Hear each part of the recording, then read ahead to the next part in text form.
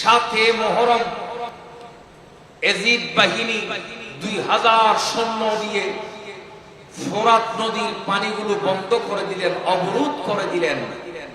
গরু, ছাগল, মহিষ, বেড়া, কুত্তা, বিড়াল সবাই পশু পাখি পানি খেতে পারবে, কিন্তু নবীর আওলাদ, নবীর পরিবার সেই পানি পান করতে পারবে না। পানি অবরোধ করে দিলেন, পানি বন্ধ। আমাদের সমাজে দেখবেন অনেক মানুষ এরকম পানি বন্ধ করে দেয়।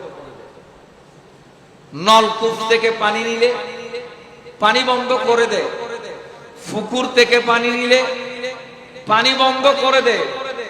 এটা কখনো হোসাইনি আদর্শ নয়, এটা এজিদি আদর্শ। বলেন না কোন আদর্শ? এজিদি আদর্শ। আমরা কি সমাজে এজিদি আদর্শ চাই না হোসাইনি আদর্শ চাই?